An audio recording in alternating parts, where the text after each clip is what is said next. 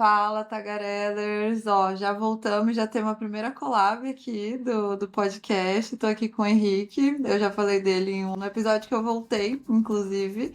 Ele tem o canal Eu Paterno e hoje a gente vai trocar uma ideia, experiências aqui sobre esse tema aí que é. E aí, será que é TDAH? Será que o TikTok, as redes sociais, os celulares têm influência em como estão as atenções nossas e das nossas crianças, adolescentes, enfim? Eu vou trazer uma experiência minha aqui com o meu irmão de 15 anos, então um adolescente. O Henrique vai trazer a experiência dele com um filho de 9 anos, né? E a gente vai falar aí sobre algumas diferenças, vai trazer algumas informações úteis aí também, né? Também, olá a todos, eu sou o Henrique Vicentini, do canal Eu Paterno, e hoje eu tô com a Ana Beatriz, que é uma psicóloga sensacional. Ela tem um podcast também, que é o Tagarelando Psi, e também um canal no Instagram, que é o Psi Behavioristana. E eu queria abrir aqui essa discussão com você, Bia, contando um pouco da sua experiência pessoal, como foi para você com o seu irmão. Conta um pouquinho pra gente como é que foi isso. Acho que eu pensei mesmo em trazer uma conversa que eu tive com meu irmão, que foi muito, muito interessante, assim. A gente estava indo pro jogo de São Paulo e, e a gente estava conversando e ele meio que do nada, assim, entre aspas, lançou para mim assim, você acha que eu tenho TDAH? Como que faz para descobrir se tem? Como que faz para fazer o diagnóstico? E eu fui um tanto surpreendida por aquela pergunta, porque eu acompanho o crescimento dele desde que ele nasceu, então assim, nunca foi uma criança que tenha trazido nenhuma demanda com relação a TDAH. E eu achei curiosa, assim, a pergunta dele, né? E aí eu perguntei por que que ele achava que ele poderia ter TDAH. E ele falou que não consegue se concentrar nas aulas. Tem algumas pessoas na escola que têm TDAH e que têm um tratamento diferenciado. Então ele se interessou também por esse tratamento diferenciado, que é acho que consegue fazer prova com alguns auxílios lá, enfim. Ele ficou interessado em saber, acho que tem esse apelo, né, nas redes sociais também, cada vez se fala mais. E aí eles vão se questionando, então, será que eu não tenho? Eu tenho dificuldade aqui numa matéria, será que é TDAH? E eu expliquei para ele, falei que a gente poderia, óbvio, não vou negligenciar a demanda que ele trouxe, mas falei que a gente poderia, se ele quisesse, ver uma avaliação. A gente vai falar um pouquinho sobre avaliação depois, né? Que é uma avaliação complexa, precisa ser feita por especialistas nessa área. Eu, por exemplo, apesar de psicóloga, eu não faço esse diagnóstico, eu consigo identificar algumas coisas, mas eu encaminho para esse diagnóstico. É, e eu falei para ele que a gente poderia procurar, né, mais informações sobre isso, mas que do que eu conhecia sobre ele, a gente vê muito característico. Eu acho que o Henrique vai trazer um pouco da experiência dele, assim, com relação ao TDAH efetivamente, né, um TDAH diagnosticado da maneira correta. É, eu falei pra ele que a gente poderia ver, mas que, de acordo com o que eu via dele, assim, no desenvolvimento dele, na escola, de criança, porque o TDAH é bem marcado, né, nessa fase inicial ali, inclusive, eu percebia que não, assim. E aí eu perguntei pra ele como é que tava o uso de rede social, principalmente do TikTok. Acho que o TikTok é o mais, talvez, apelativo das redes sociais, né? A gente nem tem TikTok, Não. inclusive, assim, é uma coisa que eu nunca nem quis baixar. Eu sempre falei, eu tenho receio de viciar em coisas, então eu falei, não vou nem baixar esse negócio, nunca nem baixei. Acho que só pra editar alguma coisa, mas assim, já excluí. E eu sei que ele usa bastante, acho que adolescentes em geral, até adultos, muitos adultos. Eu já recebi na clínica casos de pessoas viciadas mesmo em TikTok também. E assim, vicia. É um negócio que é feito pra viciar, ele é desenhado pra viciar. E eu fui conversando com ele como que tava, e ele me falou que, eu uso bastante, assim. Ele falou, realmente qualquer momento ali, então 5 segundos que eu tô, sei lá, no ponto de ônibus, eu pego, vou olhar o TikTok.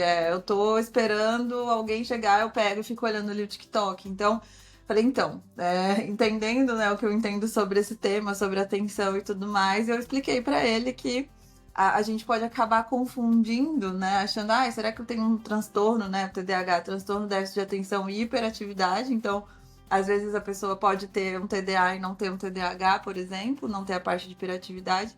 Mas no caso dele, eu falei, então, às vezes a gente percebe que o nosso uso da rede social, ele influencia em como a gente presta atenção nas coisas. Então, influencia em como a nossa atenção é desenvolvida. Principalmente na infância e na adolescência, que é o momento que a gente está formando ali o nosso funcionamento, né, todo, cerebral, enfim. E aí eu sugeri para ele, então, eu falei, bom, então, se você quiser, a gente faz essa avaliação. Do que eu vejo de você, diria que não, mas vamos fazer um teste. Vamos tentar reduzir aí o TikTok. Porque o que acontece? São vídeos curtos, geralmente de 15 segundos, acho que agora eles aumentaram, talvez até mais. Mas assim, é tudo muito rápido e é uma sequência de vídeos que você vai passando ali muito rápida. E isso vai alterando a forma que a gente não presta atenção, na verdade, né? Uhum. Porque se você tem vários estímulos ali o tempo todo, você não presta atenção em nada, Sim. na verdade. E fora esse movimento de tô aqui na vida real e aí eu me volto pra tela do celular. Então eu saio daqui, eu não me conecto com o mundo real e eu me conecto com a tela do celular, com isso que é muito imediato. Então isso vai alterando a forma que a gente funciona e vai ter efeitos ali na escola, como que ele estava percebendo. O que eu sugeri pra ele, então, que é uma coisa que eu faço além de não ter o TikTok, é tirar notificações. Você falou também já disso, né, Henrique, num vídeo seu, de dicas aí pra pais sobre como, né, gerenciar pra quem decide dar celular, acesso à internet pros filhos.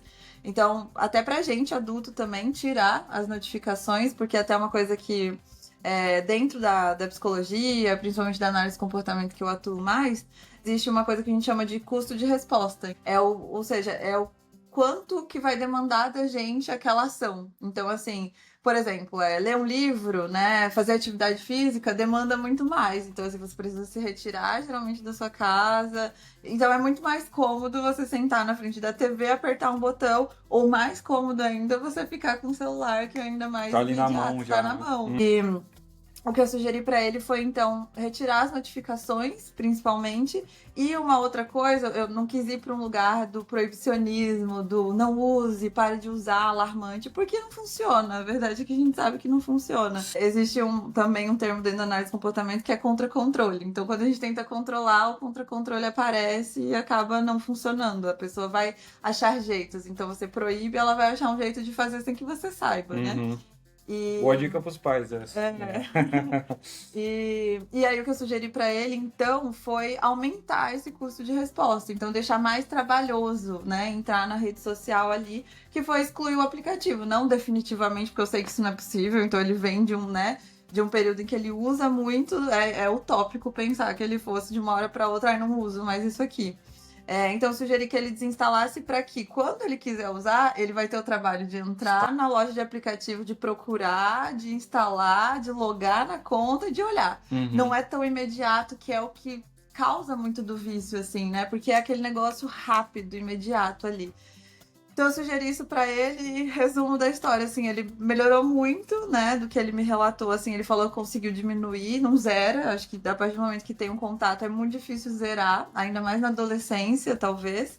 A gente adulto também, dependendo do contexto, fica mais difícil, mas ele já percebeu uma mudança na atenção dele nas aulas, com relação a provas e tudo mais. Ou seja, né, muito provavelmente a gente não estava falando de um caso de TDAH, nem de TDA, Com certeza. mas de um caso ali extremamente contextual que a rede social, que esse movimento ali acabou interferindo na atenção, assim. E aí as pessoas começam será que eu tenho TDAH? Que daí tem isso, né? Agora todo mundo tem TDAH.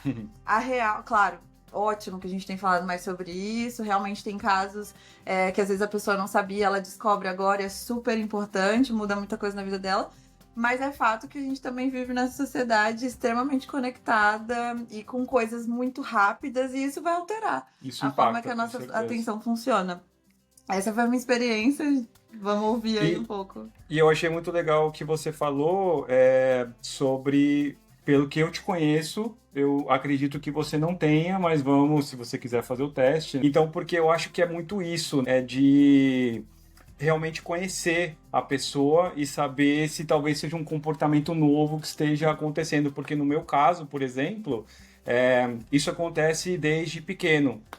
Então, o Pedro sempre teve essa questão de hiperatividade, a atenção também a gente percebia que era algo que mudava muito, né? Tem vários tipos de atenção, então o Pedro ele variava muito por um hiperfoco, ou seja, ele pegar alguma coisa e ficar muito focado naquilo que ele está fazendo, e o celular é uma dessas coisas que ele ficava muito focado, às vezes com um livro, às vezes com outras situações, mas assim, é aquela situação que você conversa com a pessoa, ou no caso com a criança, e ela não tá prestando atenção no que você tá falando, ela tá em outro mundo, assim, sabe? Ou seja, a atenção funciona totalmente diferente. Totalmente né? diferente, é. Ou então ela tá, às vezes, fazendo várias coisas ao mesmo tempo, mas ela esquece, por exemplo, ela acabou de sair daqui da sala, foi ali no quarto buscar alguma coisa, o que eu vim buscar aqui mesmo? Tipo assim, acontecendo várias vezes assim, né? Então, realmente a questão do foco, a questão da atenção era muito claro que tinha ali alguma coisa.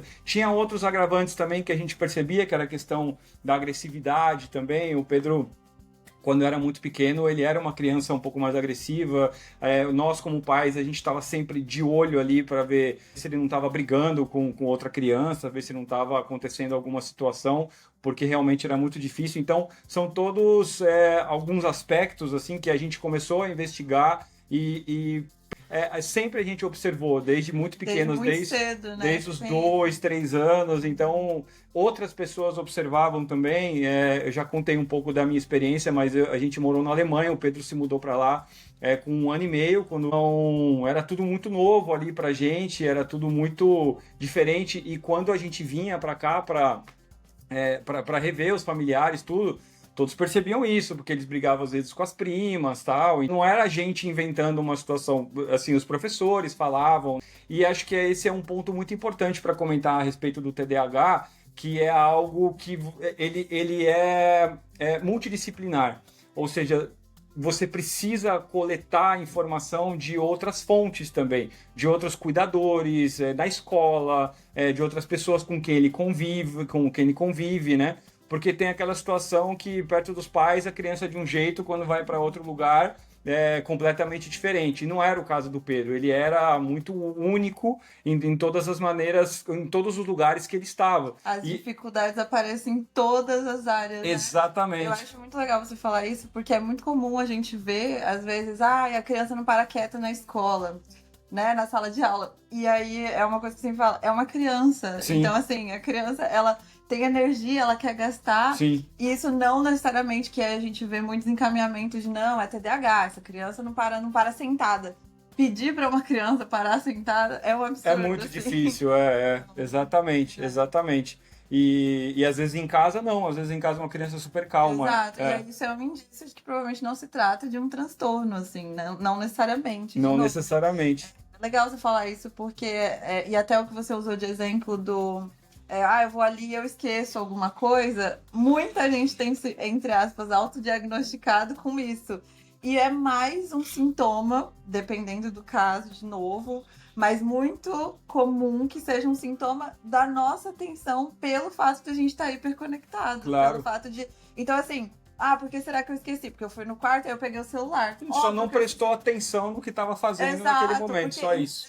O nosso funcionamento, ele fica mais acelerado, Com né? certeza. O nosso ambiente, ele influencia extremamente nos nossos comportamentos. Então vai influenciar também na nossa atenção, vai influenciar em tudo isso. Legal. Com certeza. Bom, e continuando a história também, a gente fazendo essa investigação, eu comecei também a pesquisar muito sobre o assunto, a ler muito sobre o assunto. Então, quando a gente voltou para o Brasil, ele já tinha mais ou menos uns 6 anos, até porque foi uma coisa que a gente pensou que fosse... muitos pais vão se identificar com o Terrible 2. A gente pensou que pudesse ser esse período, então vamos esperar, às vezes a criança amadurece, vamos ver como é que vai ser isso depois, mas assim, não passava. A gente estudou assim, muita coisa mesmo sobre o desenvolvimento infantil para tentar entender mesmo. E em muitos casos passa, em muitos casos, assim, realmente é só uma fase que depois a criança amadurece, mas no caso do Pedro, realmente isso estava impactando já na primeira série, na escola, com os professores, em outras casas também, na casa da minha mãe, né? Então era muito complicado. Então, assim, isso estava impactando ele e estava trazendo sofrimento. Acho que esse que é um ponto extremamente importante, sabe? Porque os amigos começam a se afastar um pouco. Assim, em casa, por exemplo, a gente entende, a gente sempre vai tratar ele com o máximo de carinho possível, com firmeza e carinho, né? Mas a gente não sabe como que vai ser em outros ambientes. Então, realmente, ele estava sofrendo com com algum afastamento de alguns amigos, os professores sendo mais firmes com ele do que com outras crianças. Ele enxergava isso e não era legal para ele. Foi aí que a gente foi procurar ajuda, a gente procurou uma neuropsicóloga para fazer o teste. Aliás, entrando um pouco nessa explicação um pouco mais técnica, eles são os responsáveis por aplicar esse teste. Não só eles, né? Fizemos esse teste, é um teste que ele tem algumas sessões que ele participa justamente para testar a hiperatividade, a atenção em algumas situações, então às vezes ela retoma alguma coisa que passou já alguns 10, 15 minutos atrás, e aquela situação lá, você se lembra? Para ver se ele estava prestando atenção, se ele se recorda daquilo. É um processo bem complexo, né? Muito Eu acho complexo. legal falar isso porque hoje em dia tem teste na internet, então assim, não é. Definitivamente não é assim que funciona. E isso também que você falou sobre como é intenso, né? Então assim, claro que cada caso é um caso, mas é muito marcado. Acho que isso da marcação, ela é muito significativa, até esse contraponto que eu trouxe com relação ao meu irmão, por exemplo, Sim. que não se trata de um caso a princípio. Como é diferente, assim, né? Você não. Para realmente se tratar de um caso de TDAH, é muito marcado, é muito intenso, como você falou, em todas as áreas, em todos os lugares. E o que eu acho legal com relação ao diagnóstico, efetivamente, é que não é só ela, essa profissional, que vai dar o diagnóstico. Ela tem uma entrevista com os pais, então tem várias perguntas sobre o comportamento dele, e essa entrevista ela vai para outras pessoas que sejam importantes também no processo de cuidar dessa criança. Então vai para a escola, se tiver algum contato com babá, com avós, assim, um contato muito próximo, também essas pessoas têm que responder, ou seja, realmente é multidisciplinar, não é só uma visão, porque é o que a Bia falou, às vezes pode ser que na escola ele tenha um comportamento, mas em casa seja um comportamento diferente, não era o caso. No final das contas, fechou o diagnóstico, então a gente, inclusive depois procurou um psiquiatra também, que foi muito importante também para a gente terminar esse processo de avaliação. Fazer o tratamento também com um remédio, que foi super importante também, começar com esse remédio, e a vida dele melhorou a partir daí. Então, assim... Realmente se tratava de um caso. Exato. Como pais, um sentimento de dever cumprido, porque realmente melhorou aquele sofrimento que ele estava, assim, né? Eu comentei com vocês também que eu comecei a pesquisar muito sobre o tema. A Bia também tem bastante experiência também sobre o assunto como psicóloga na clínica. Acho que o melhor livro que eu li sobre o tema é esse daqui, que inclusive é uma professora sua, né? Sim, a professora. Maria Cristina Trigueiro Veloz, o Armando dos Santos, Luiz Renato Rodrigues, que é o transtorno de déficit de atenção e hiperatividade na clínica e na escola e na família. É um livro fantástico, ele explica sobre tudo, ele é muito completo. Eu já li outros livros, mas esse aqui realmente ele é muito completo.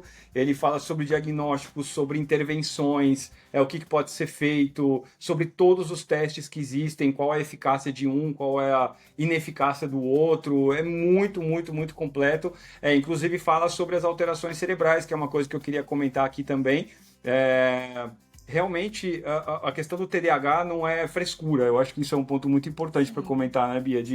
Não é frescura, realmente existem diferenças no cérebro da pessoa, né? Não existem só crianças que têm TDAH, existem adultos também.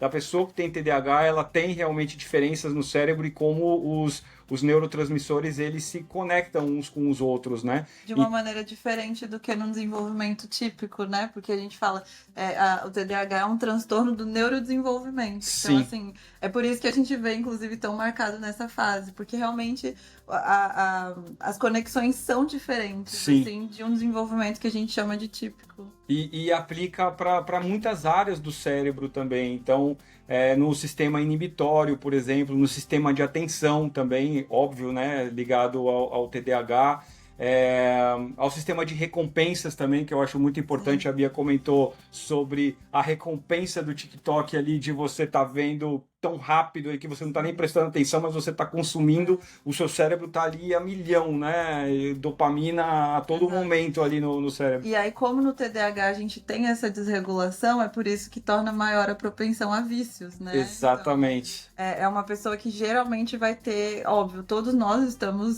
podemos desenvolver um vício, mas eles têm uma chance muito maior, assim, Sim. né? Maximizado, assim, pelo como é afetado o sistema inibitório, de recompensa e tudo mais. Exatamente. Então, o sistema inibitório é um sistema que a gente consegue se autorregular, autocontrolar, né?